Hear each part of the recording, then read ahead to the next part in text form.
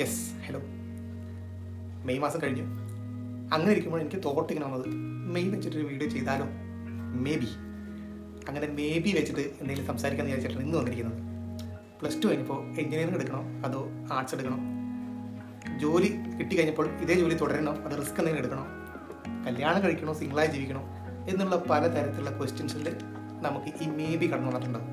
നമ്മൾ ശ്രദ്ധിക്കാതെ പോലും കടന്നു വന്നിട്ടുണ്ടാവും. അതിനെപ്പറ്റി ചെയ്യാമെന്ന് വിചാരിച്ചു. അപ്പോൾ welcome to the video of maybe I can talk something about maybe. നമ്മുടെ ലൈഫിൽ എല്ലാ കാര്യങ്ങളും ഉറപ്പുള്ള കാര്യങ്ങൾ, ഒന്നില്ലെങ്കിൽ യെസ് അല്ലെങ്കിൽ നോ. ഇതിൻ്റെ ഇടയിൽ ഒരു ഗ്രേ സ്കെയിൽ കടന്നു കളിക്കുന്നുണ്ട്. അതാണ് ഈ മേ ബി. ഒരു എക്സാമ്പിൾ പറഞ്ഞാൽ, നമ്മളൊരു ഇൻ്റർവ്യൂവിന് പോയി, നല്ല കോൺഫിഡൻ്റ് ആയിട്ട് അറ്റൻഡ് ചെയ്തു.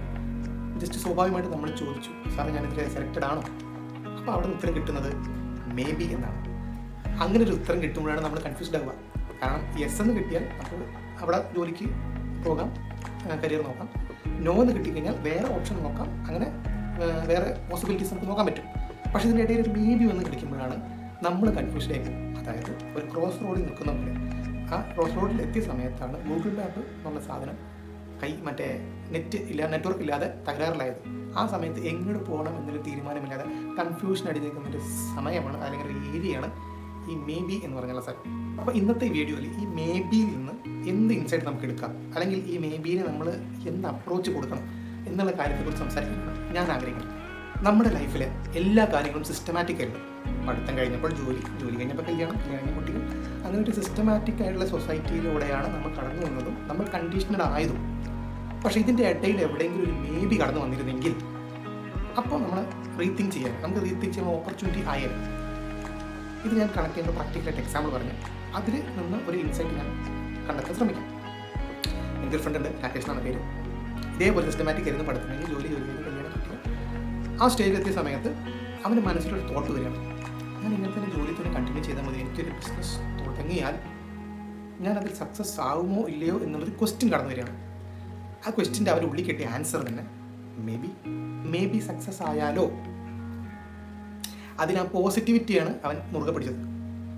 ഇൻ കേസ് അത് വിജയിച്ചാൽ അതിൻ്റെ റിസൾട്ട് എന്തായിരിക്കും, അതിൻ്റെ ലൈഫിൽ ഉണ്ടാക്കുന്ന ഇമ്പാക്റ്റ് എന്തായിരിക്കും എന്നുള്ള കാര്യത്തെക്കുറിച്ച് ഫോക്കസ് ചെയ്യാൻ തുടങ്ങി. ഉള്ളിൽ കുറേ ക്വസ്റ്റ്യൻസ് അലയടിക്കുന്നു. അങ്ങനെ അവൻ ഫൈനലൈസ് അത് തീരുമാനത്തിലേക്ക് എത്തി. ജോലി റിസൈൻ ചെയ്ത് സ്റ്റാർട്ടപ്പ് തുടങ്ങി.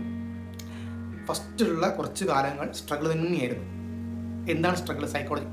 ഞാൻ പറഞ്ഞത് ബിസിനസ്സിൻ്റെ സ്ട്രഗിൾ അല്ല, സൈക്കോളജി ആയിട്ട് അവനുണ്ടായ സ്ട്രഗിളാണ്. അവൻ്റെ ആ മേ ബി കിടന്ന് കളിക്കുന്നുണ്ടായിരുന്നു. അതായത് ഇതിലേക്ക് പ്രശ്നങ്ങൾ വന്നാൽ എന്ത് ചെയ്യും, ഇങ്ങനെ വന്നാൽ എന്ത് ചെയ്യും എന്നുള്ള പ്രശ്നങ്ങളാണ് ആദ്യമായിട്ട് അവൻ്റെ മൈൻഡിൽ ഇങ്ങനെ കിടന്ന് കളിക്കുന്നുണ്ടാവുക, ഒരു ലൂപ്പ്. പക്ഷെ അതിൽ നിന്നും ഈ പോസിറ്റിവിറ്റി എന്നുള്ള കാര്യത്തിൽ, അതായത് സക്സസ് ആയാലുള്ള കാര്യത്തിലേക്ക് ഫോക്കസ് മുറുകെ പിടിച്ച് അതിങ്ങനെ വർക്കൗട്ടാക്കി എടുക്കാം എന്നുള്ള തോട്ട് വന്നു. അങ്ങനെ അതിലേക്ക് വിടാൻ തുടങ്ങി. അങ്ങനെ മുറുകെ പിടിച്ച് ഇപ്പോൾ എസ്റ്റാബ്ലിഷ്ഡ് ആയ ബിസിനസ്. അപ്പോൾ ഞാൻ ഇതിൽ കണ്ടൊരു കാര്യം എന്താണെന്ന് വെച്ച് കഴിഞ്ഞാൽ, കൂടുതൽ പോസിറ്റിവിറ്റിയിലേക്ക് ഫോക്കസ് ചെയ്തപ്പോഴാണ് ആ നെഗറ്റിവിറ്റി, അല്ലെങ്കിൽ അത് നെഗറ്റീവായിട്ട് ഭവിച്ചു കഴിഞ്ഞാൽ എന്ത് സംഭവിക്കും എന്നുള്ള കാര്യത്തിനെ കുറിച്ച് നമ്മുടെ മൈൻഡ് ചിന്തിക്കുന്ന പോലുമില്ല. ഓട്ടോമാറ്റിക്കായിട്ട് നമ്മൾ ആ കാര്യം ചെയ്ത് ആ പോസിറ്റീവ് കാര്യം മാത്രമാണ് മൈൻഡുള്ളൂ. അത് നെഗറ്റീവായിട്ട് ചിന്തിക്കുന്നില്ല. പിന്നെ 100% നമ്മൾ സക്സസ് എന്ന് പറയാൻ പറ്റില്ല, 100% എന്താണോ സംഭവിക്കാൻ പോകുന്ന കാര്യത്തിലേക്ക്, ഷുവറിറ്റി ഉള്ള കാര്യത്തിലേക്ക് കിടക്കാൻ തുടങ്ങും. അപ്പോൾ നമ്മുടെ ബ്രെയിൻ ഓട്ടോമാറ്റിക്കായിട്ട് ഫോക്കസ്ഡ് ആവും, ഏത് സക്സസ്സിലേക്ക് ഫോക്കസ്ഡ് ആവും. നേരെ തിരിച്ച് സംഭവിക്കാം, ലൈഫിൽ ട്രോമ വന്നതാണ് നമ്മുടെ ലൈഫ് അപ്സൈഡ് ഡൗൺ മറിഞ്ഞു. അപ്പോഴും നമുക്ക് ഈ തോട്ട് വരാം, മേ ബി ഞാൻ ഈ സ്ട്രഗിളിനെ ഞാൻ ഏറ്റെടുത്ത് ഇതിൽ നിന്ന് മുന്നോട്ട് വന്ന് റിക്കവർ ആയി കഴിഞ്ഞാൽ എൻ്റെ ജീവിതം നല്ലതായിരിക്കും, മേ ബി നല്ലതായിരിക്കും എന്നുള്ള ഫോക്കസ് ആണ് നമ്മുടെ മനസ്സിൽ വന്നത്. നമ്മൾ മുറുകെ പിടിച്ചത്, അതിൽ നിന്ന് സ്ട്രഗിളായിട്ട് മുന്നോട്ട് വന്ന പല ആൾക്കാരെ നമ്മൾ കണ്ടിട്ടുണ്ട്.